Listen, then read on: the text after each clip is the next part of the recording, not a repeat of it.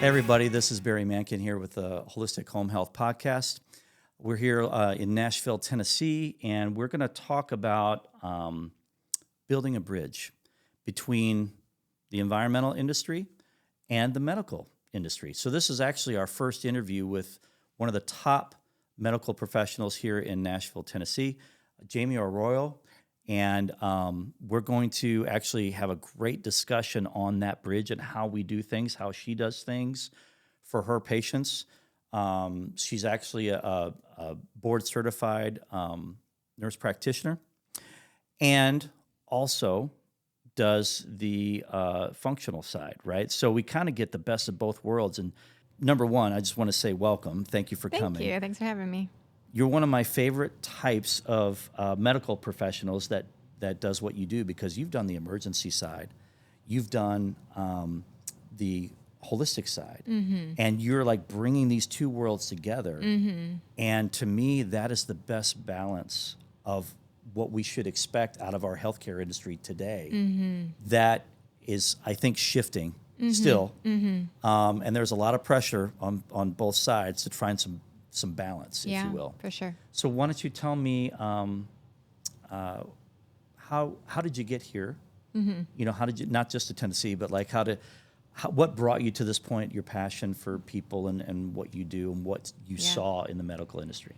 Well, I had 7 years of hospital experience before I branched out for more education. The bulk of that time was spent in a critical care unit. And I saw a lot of the same faces, you know, coming in. We called them our frequent flyers, and it was kind of like a term of endearment. But as my time, you know, was spent there, a lot of those frequent flyers, we lost them, you know, because they were frequently flying in because we were just providing that emergency care, that acute care, stabilizing them, which is, I mean, it's a very important job. It has a place and a role in medicine. Super, you know, tough job. And then, you know, as we would lose those particular patients over time, it started to kind of dawn on me that, you know, what was happening to them when they went home? Like, what were we really doing? And I didn't necessarily feel like I was on the wrong side of medicine. I just became fatigued, you know, being on that side of medicine. Like I said, there's really some amazing heroes out there who've been doing that job for 20 plus years, 30 plus years. Kudos to them. Yeah. But I was night shift weekends, and that was that was when the dumpster fires all happened. Yep. And not a lot of support. You know, we had like one hospitalist for the whole hospital at nighttime. And I don't know, that I just became the gig that I just didn't feel was right for me long term. Yeah. I really chose during that time not to become jaded and to like really stay empathetic with my patients, which is hard to do in a critical care unit setting.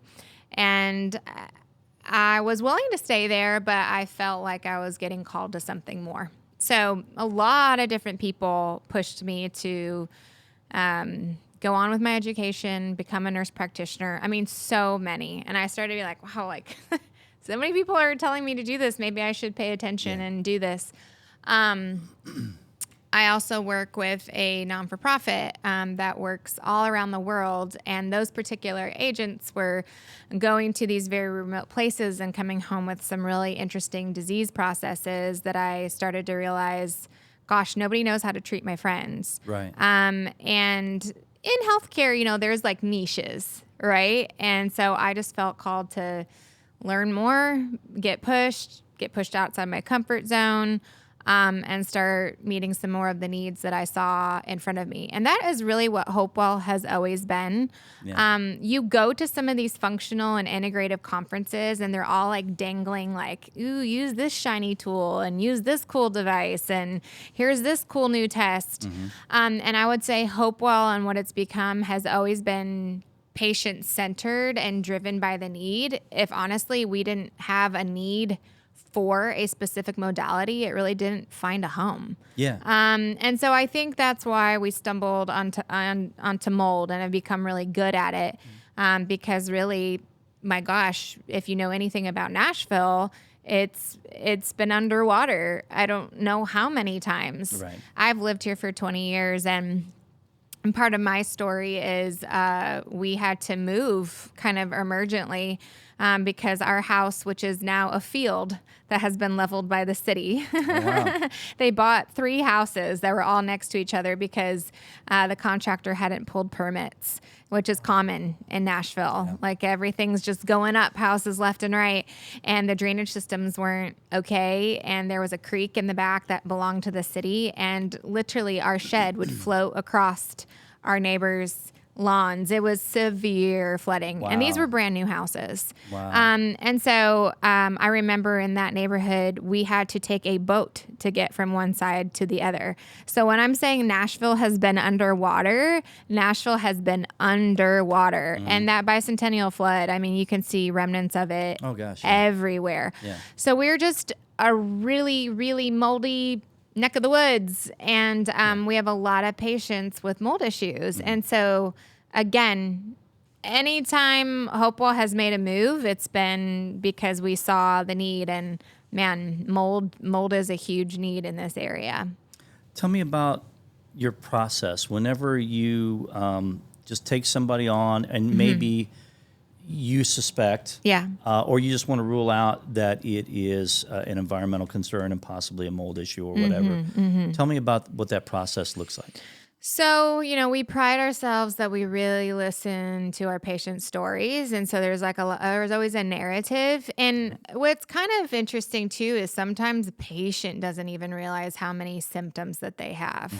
And so currently, actually, I'm in the process of making this right now to kind of accelerate us diagnosing patients, but we currently have a Lyme survey that works really well in gathering like a collection of like, hey, these symptoms all sit under the umbrella of Lyme, and offering it to patients sooner than later, because sometimes it can take them years to realize I have these 20 symptoms, and so a lot of times the red flag for mold will go off when a patient is coming in routinely with upper nose and upper sinus infections, kids with repeat ear infection. In fact, kids are often the canary in the coal mine. Oh, yeah. Like they're the ones that go berserk and Little bodies. And that little bell rings, and parents are always going to do more for their kids than they will for themselves. Sure. Oftentimes their symptoms go on the back burner, but typically it's the kid. They're having frequent strep. They're having frequent upper respiratory infections. They're having frequent ear infections. Maybe they're having like GI issues, headaches, Skin issues, eczema. A lot of times, like even neurological and behavioral issues. And so, really, like I said, they're the ones that start this process of going, oh gosh, we might have an issue. Often too, we'll take a history of when in the year are these symptoms coming up, and fall is a huge time for this because everybody's turning on their heat, and then Exactly right. summertime, everybody's turning on their ACs. So we kind of look for those patterns. Yep. Diagnosis is very much built upon patterns, and honestly having a knowledge of it, because I think, many ear, nose, and throat specialists could probably diagnose this. They just don't know what they're looking for. Absolutely. Yeah. So I love that you have basically your interview process kind of weeds some of that out, or it steers it in whatever direction you might think. And I would say probably 90% is probably in that right path. You're always going to have your anomalies. But what I like is that everything that you're saying as far as the interview and the scoring card and thinking about the different times of the year, it's the same thing that we do, for the house. And so we're going to interview in the same way, but instead of me like trying to get to the root of the issue inside them, I'm trying to get the root of the issue in their house and say, how can I make the house healthy? Right. Because I know that their biggest exposure is their home. Right. So like if I can treat the house like a patient, Mm-hmm. so like all the same things that you're saying, it's like, yeah, it's just like we do it. Yeah. Yeah. Which is fun. Like to me, like this is that bridge, Yes. So let me ask this, and tell me again, it's Hopewell Family care. Family Care. Mm-hmm. And you guys are at the north side of Hermitage. Nashville, Hermitage area. Mm-hmm. Okay. That's fantastic.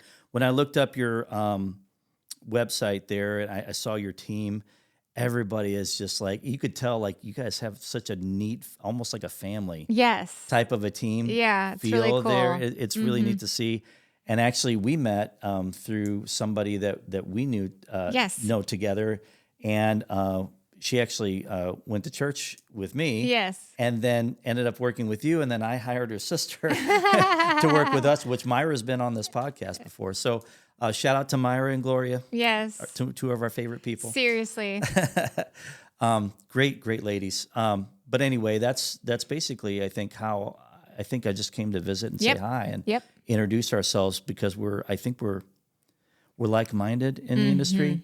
And I love the way that your approach is. You have all right, I understand how bodies work because I know how to put them back together whenever there is an emergency. To me, if I have a structural issue on a house, I mean, that's all my construction experience. So like if something has a big air gap in there because of a foundational issue, which is usually water, all of those things add to how you're getting pathways to other contaminants coming into the home, how HVAC works, all of that. So the holistic side, you get the preventative, and there's a balance. And I love that we try to do the same thing. So like having this dialogue, I think is huge for people to understand that we're in this tension between, problem solving and being preventative. Right. And we're doing the exact same thing on the house. Yeah. So like house doctor. Well, yeah, there you go. So I always love that show. I in fact, I'll just bring this up, but don't come after me. But that show, Dr. House, was one of my favorite shows. Yes. Because he was always trying to figure it out. And I get so bored with home inspections, honestly, that my guys do the home inspections on our home inspection business.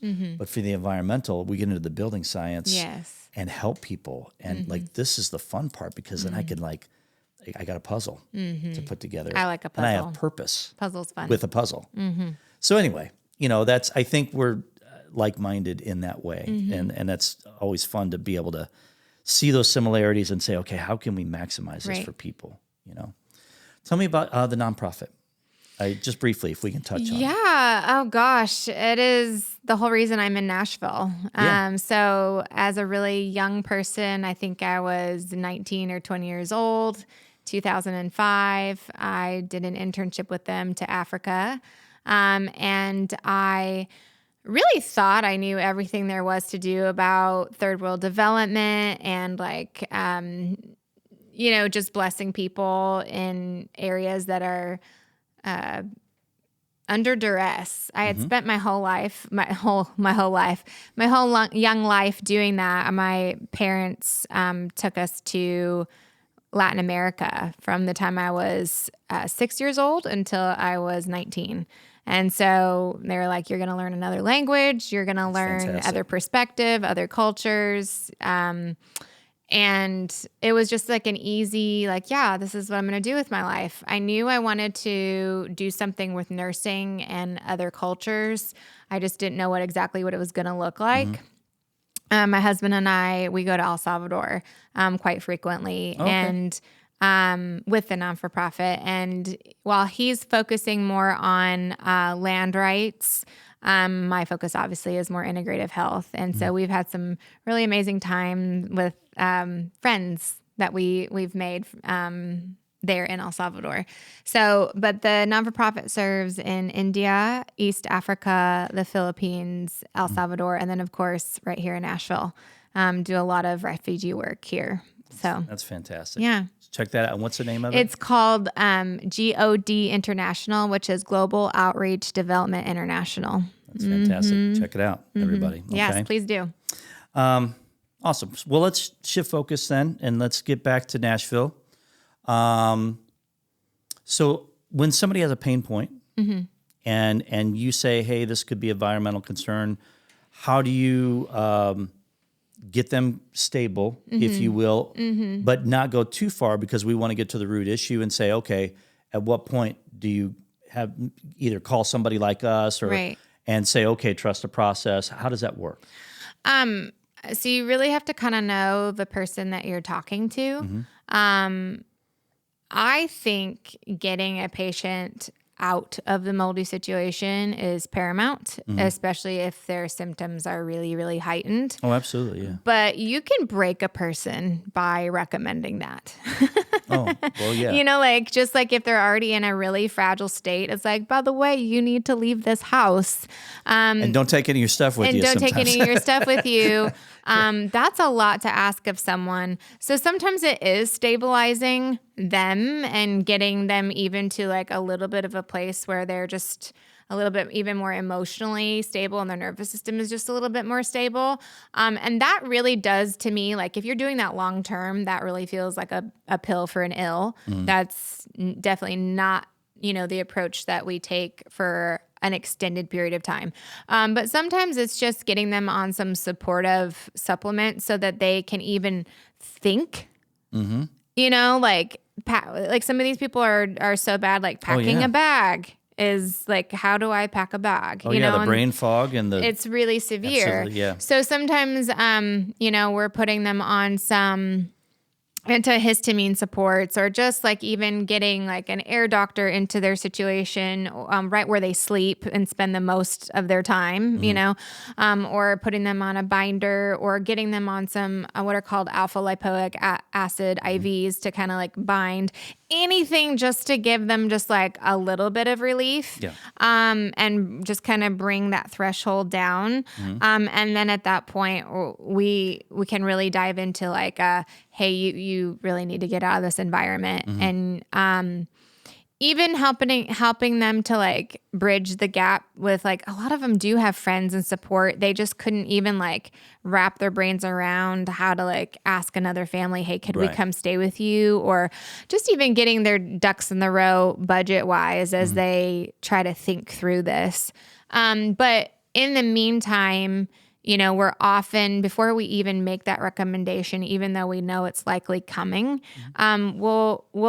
I think most patients need closure, and they need to know, like, I for certain have this. And so we have a couple different testing options that we recommend. We have a great guy named Dr. Parkinson, Philip Parkinson, and he does actually kinesiology testing. He just tests our patients. It's kind of like sending to the lab. He doesn't treat them. He just sends us the results, and then we can show that to them. Another a little bit more expensive option is actually a lab company called Mosaics. They used to be called Great Plains, but that's a urine test, and we do that unprovoked. Some people do like sit in a sauna first or push glutathione. I'm like, you don't really need to do that when there's actually mold. It'll show up in the urine. And typically it's going to be like an ochratoxin A, or, or I mean, that's like the major one that comes back in Nashville.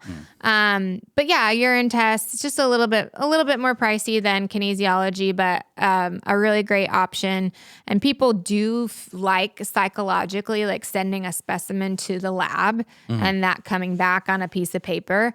I think the benefit of that is that you can kind of identify what mold is in their body, so that, again, we can bridge the gap with a company and go, okay, when you do this testing on the house, could we compare notes? We're looking for the same thing. Because I think for some people, it's like, okay, was this in my house? Is this in my kid's school? Food. Is this in their food? Is it in my work building? Right. And so if someone comes out and tests the house and the house is clean, it's clear, it helps us kind of, or it's not the same type of mold, that kind of helps us diversify, okay, where could this person be getting this from? So. Tell me about, when you touched on a little bit when you talked about ochratoxin A, we're getting into the mycotoxin category a little bit, but when you're doing like a urinalysis or blood, is there any, do you value one more than another when you're talking about long-term exposure in an environment as opposed to like something that passes through their body that they consume and maybe they find it in the urine, but it's not in their blood. Of course, each test has its own expense. Yeah, it does. So like, tell me how you view that. It's typically just acute exposure, meaning like in the moment exposure. Like if it's coming through their kidneys and in their urine, they're getting exposed to it. Right. And so, yeah, I also haven't really felt like we needed to reach for even more expensive testing, because if you find it in the urine and you pair them with a good remediator and a good remediation plan for their bodies, so both body and home, their symptoms resolve. Like there's not a ton of more digging that we need to do. Right. I do really love the visual field tests that are available. Tell me about that. It's essentially not a colorblind test, but essentially dots.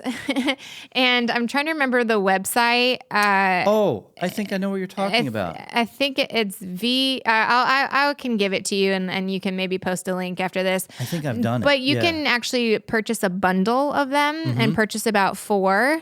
And so like this is all like cost analysis, right? And so some patients are not going to have like the urine test is roughly like $280, I think is what I want to quote, or under $300.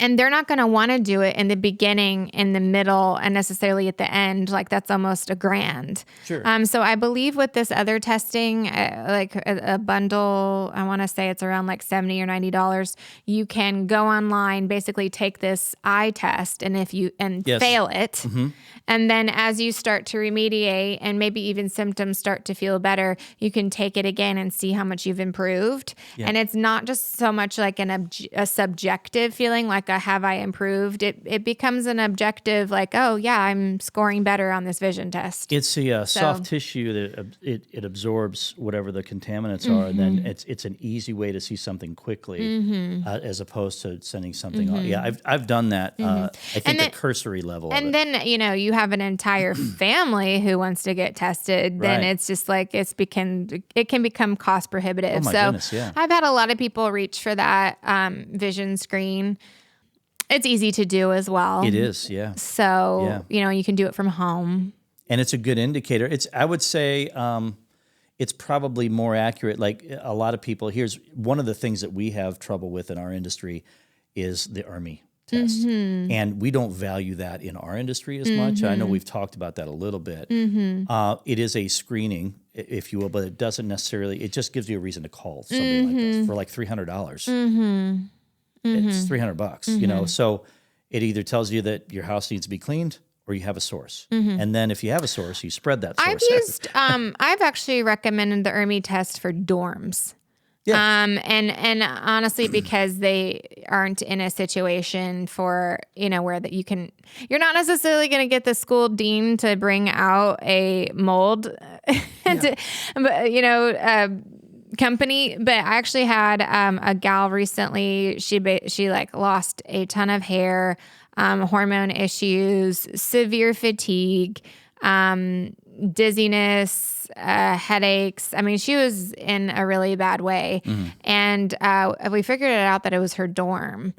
So she was moving dorms. And she actually saw mold growing on their things in the house. Yeah. So they were moving dorms, and I just was like, you guys, this is the exact same like HVAC system. Correct. I was like, I would maybe do an ERMI test and then show it to whoever your next higher up is. So like we've used it in those situations when it's not like you can get an inspector out or some, and it's just justification. It's the step before the step, those situations. Yeah. But I'm with you. It's just as basic screen. Yeah. We've said on previous podcasts, like everything has a value. It's just understanding like what it is, and we talked about this before we even got started. Limitations and expectations. There's expectations when somebody comes into a doctor's office to say, hey, I'm here to get better, right? And then there's expectations when we get to a house to say, hey, I want to find the source of whatever's getting to me. Sometimes that is a process. And there's levels of diagnostic and there's levels of solutions. And it's the same way with people. Again, I say it again, a solution without a proper or like a prescription without a diagnostic is malpractice. So if we both have our processes that we go through, I think we're going to be so much more, and have good communication with that, we're going to be so much more effective for people. So if people understand that there's a process and that you're this temple, Right. the person temple, Right. and we do the building temple, Right. and we both, our processes like work together and we have good communication, it shortens the time of suffering. It shortens the amount of throwing darts at the wall and just spending money or going right to a remediator or right to an HVAC guy or whatever, because it is only part of whatever is going on, whatever they're exposed to. Because exposure is everything. And so, yes, it may be part of a solution. It could be obvious, or their carpet, or, Right. Or there's a leak somewhere, Right. or there's several leaks. Yeah. So like, it's no different than the body to say, hey, let's get a good diagnostic. Let's see what you're dealing with. We'll deal with the broken arm later. I think too, like something that I have seen is that, people with mold, and I mean nothing by this, they're very fragile. Oh my goodness, yeah. Like mentally fragile, and within good reason. I mean, that mold is, it is so neurotoxic. Oh my gosh, yeah. So, we've had the situation before where we diagnose somebody with mold, we pair them with a company, and then the company does their process, and the person feels a little bit better, but then maybe relapses. And then because it is so stressful, they immediately start playing the blame game and going, well, that company didn't do a good job, didn't know what they were doing.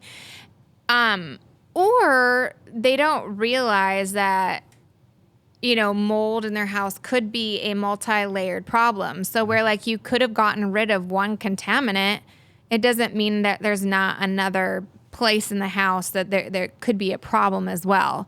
And they are typically pretty resistant to the idea of, let's take another stab at it. Another thing I got to do. Right. Yeah. That, there's like a lot of resistance right there. And so I think it is important for us as providers to literally make sure that we have on the books a follow-up where it's like, okay, you're feeling better. Well, let's go ahead and put a follow-up on the books 6 months from now. Make sure that you are still feeling better, that we really actually got this. And if not, like looking out for those symptoms of, actually, I think we need that company to come out and look more. I mean, we collaborated and didn't even know we were collaborating on a kiddo recently that they had remediated the house with you all. And then they realized the child started to have symptoms again. And mom knew what the symptoms were this time. So brought them back in, and she was like, did we not do this right? Like, what was the thing? I was like, no, I think you should call Barry again. Yeah. And, it's not going to be the same process all over again. Have him come in and just look to see what we missed. And I think you had figured out that it was actually their air doctor. Their air doctor had had become like a nest for mold and was just literally just spreading it around the room. So then they got rid of that. And then symptoms got better with that child, but then the sibling started to have some symptoms. And I was like, okay, did you think you got rid of everything that you're supposed to get rid of? And then she went, oh my gosh, we moved the mattress out of the sibling's room into the sibling who's now having issues. So she literally just didn't even test anything, just got rid of the mattress. I think she might have burned it and got a new mattress, and then voila. So like, it's not as simple as just taking one stab at it. I think us as providers, we could probably even get even better at laying realistic expectations and going, okay, this could be a process and this might take more than one time for us to get this right for you, because exposure is tricky. Yeah. So you're exposed to, and you're stuck with everything in these houses, right? Right. So whatever the I mean, everything from radon to VOCs to mold. I mean, you name it. Right. And then you got all the funny smells. Right. You know, what is it? MVOCs? Is Right. it, TVOs? Like, so outside of the air conditioning, which is always the wild card in this, usually it's either coming from directly inside the four walls or you have a problem hidden. I always tell people mold is either suspended or it's settled or it's hidden. And there's different diagnostic processes to look for it in different ways. And that sets those expectations up, right? Right. And it's no different than saying, okay, we're going to test your blood. Now we're going to test your, reflexes. Now we're going to, see how your brain function is. And there's different ways to do that. And everything has a cost, right? Which is the hard thing is that it's another way to look at things that has value. Is it worth doing that? And to your point, it's a process sometimes, and sometimes we need to reassess. And I think that cost analysis is typically always driven by dysfunction. Like, how dysfunctional are you? How symptomatic are you? Right. And that it's hard to put a dollar amount to that sometimes. Yeah.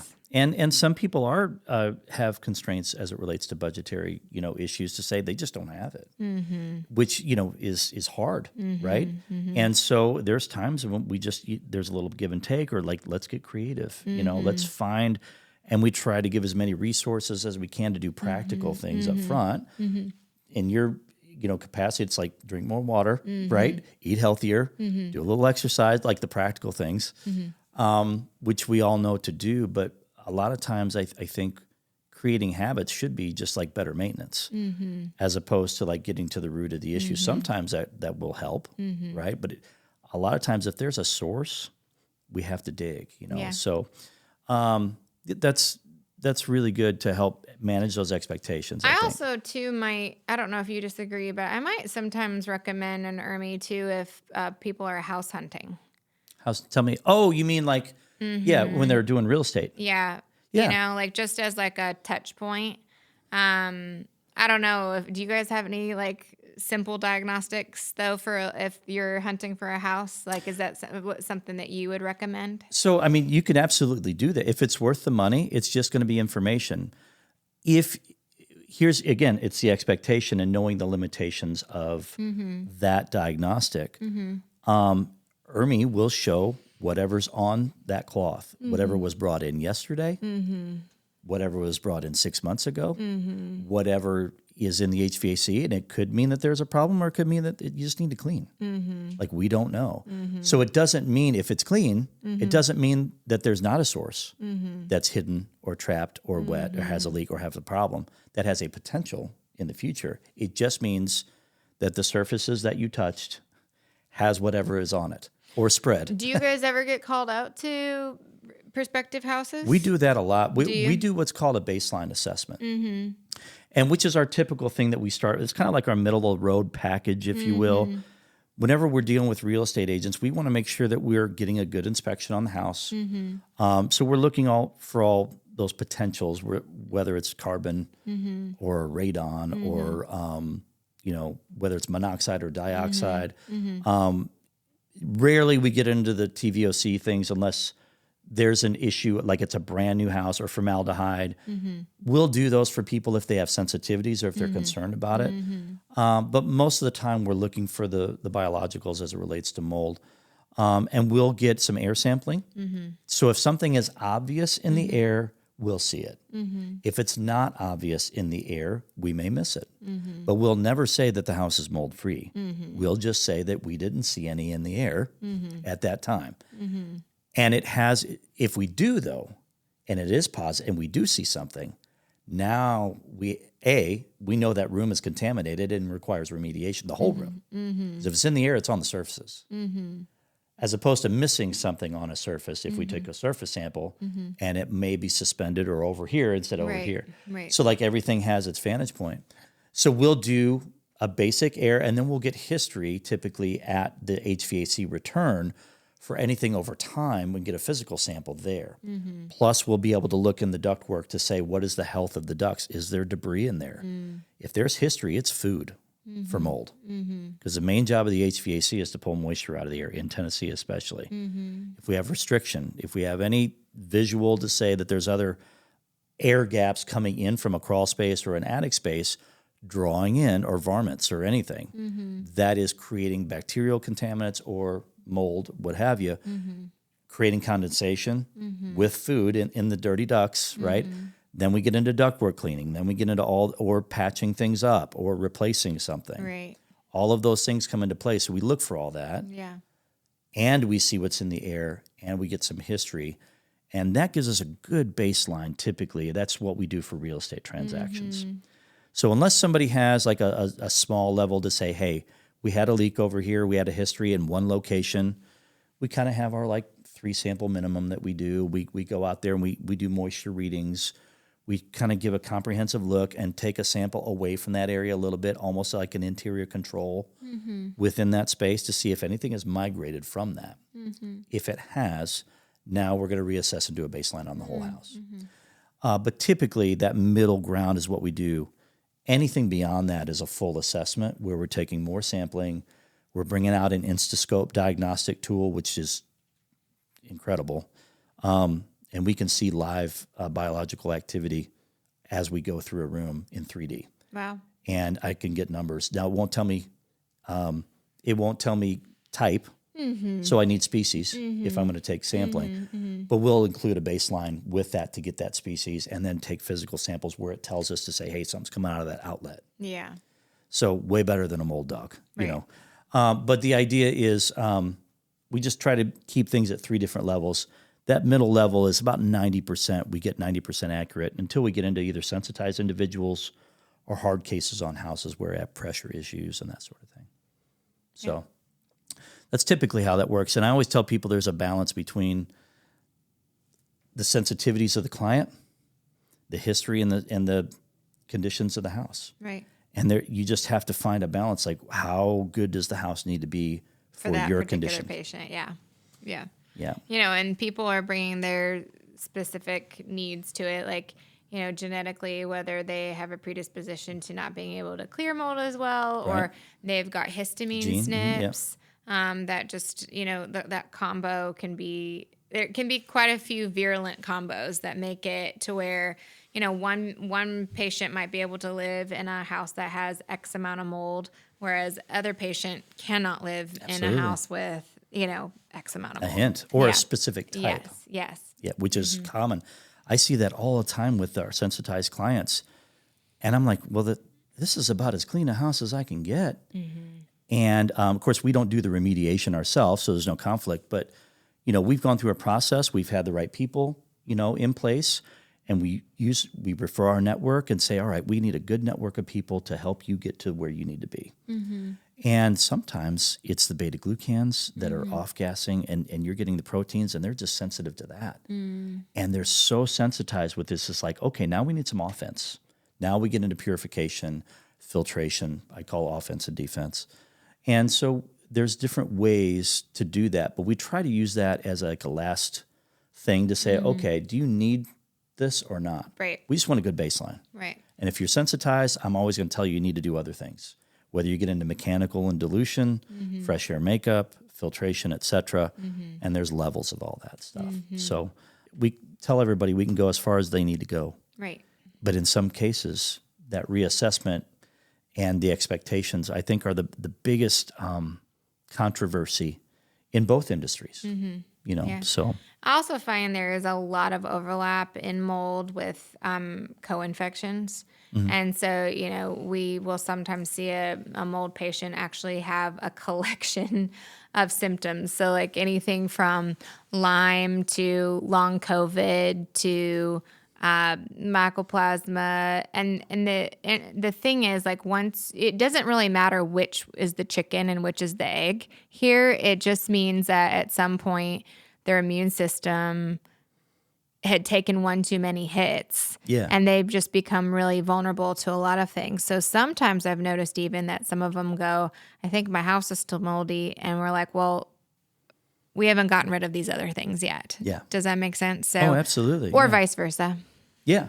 Yeah. So how much of that is the source been taken care of, but their body hasn't gone through its process of cleaning yet, right? Correct. Yeah. And so, and sometimes you're bouncing back and forth and finally getting into the middle, but that's where the communication, I think, really comes into play. But I think that the process, setting that expectation, understanding that we need to reassess and just have good communication with people and the right education on this. I think there's a lot of bad education out there. Yeah. One of the reasons why we're doing this, just to get the top people in town to just say, hey, this is how this should work. And here's like what you should trust, a process and a good network of people, in your area that understands your climate. So we get that a lot. Yeah. And I sometimes think it's hard for people in Nashville to even look outside their bubble. Like, they need to realize this is a really specific environmental problem to our area, Absolutely. and the other states might deal with tornadoes or fire or other pestilence, but like, this is ours, and I think it's really crazy. Like, I've tried to help a few relatives in other states. They don't have any of the resources that our Nashville people have, mainly because we've had to like develop processes and methods because, again, this is Nashville's problem, is mold. And so I think, though, sometimes people can be slow to go, what? I have mold, and not even know like this is an environmental plague. Right. Like this is a local problem, and that you're in a different state and you might not have mold. So absolutely. And I tell people, like, we all know mold's everywhere, right? But it's like, it's concentration and type. It's always those two things. And then your sensitivities with that. And there's that dynamic or that tension to say, hey, is this a problem in our area, in your house, or not? And then B, are you that sensitized where you need a better bubble to live in? Right. And some people have had to move out of state. I have had a few. It's kind of funny. This particular area in Tennessee, it actually was called Death Valley by the Native Americans Really? who lived I didn't here. know that. Yeah, it was just so buggy and Well, yeah. dank and they wouldn't settle here. And so, a lot of the things that we deal with from a functional perspective, it's literally fungus and bugs. Yeah. And so the chiggers, the ticks, the mosquitoes, and the mold, it's those are our environmental problems. Yeah. I used to say that it makes you resilient. Now I'm kind of like, if your total biological load at some point tops out and you hit tilt. Yeah. In some cases. And we did a whole thing here, I don't know, a couple of weeks ago on the different modalities that I do. Just because I'm in mold every day or whatever contaminant every day. I'm in crawl spaces. I'm in attics every day. Yeah. And sometimes 4 houses a day. And it's there because it's contaminated. Yeah. So You wear a whole getup? Well, it depends, right? I take stuff. I do IVs. I do, all of these different types of modalities. I do. Yeah. Yeah. So I have what I call the sweat box. So we try to get those pathways moving. We try to be preventative, and then my latest thing. I don't think I've talked to you about this, but.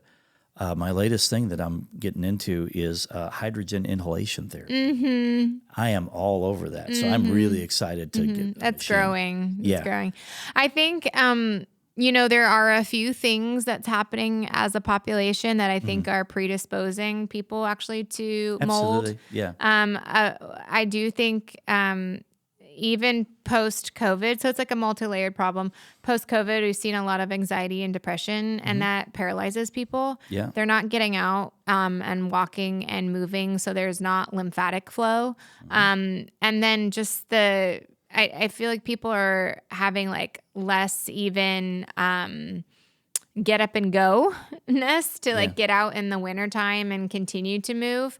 And if you're not sweating, this isn't going anywhere. It's literally staying in our bodies. So again, a multi-layered thing, like pandemic, increased depression, anxiety, people are moving less. We're not sweating. So then we're holding on to mold.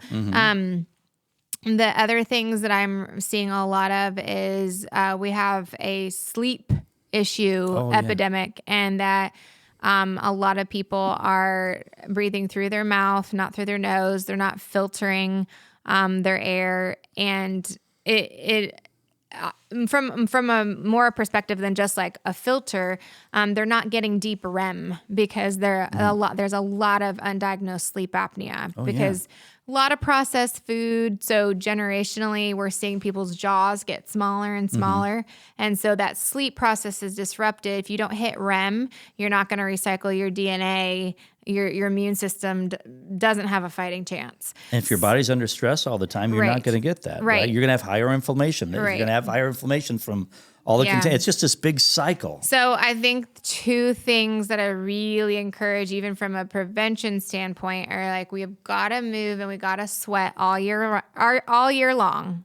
You know, you have to do that. Yeah. And then check out your sleep. Find a dentist or an orthodontist that will do a CB CT scan, cone beam CT, and it actually does a 360 view of your airway to determine whether you literally have a space that's big enough that you can sleep comfortably at night and you're oxygenating to the degree that your body needs in order to fight this junk.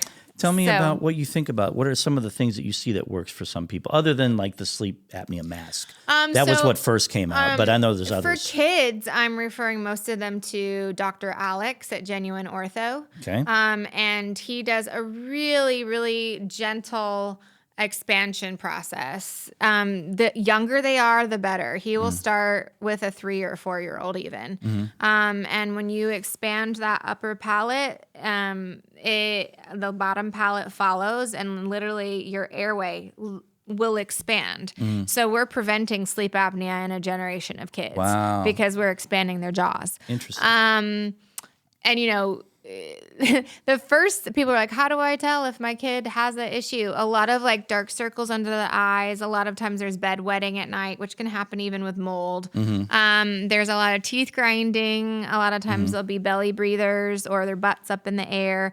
This is a funny one. Their hair will be just really messy in the morning because they flopped around all the time. You know, they do this in the car, or you see open mouth breathing.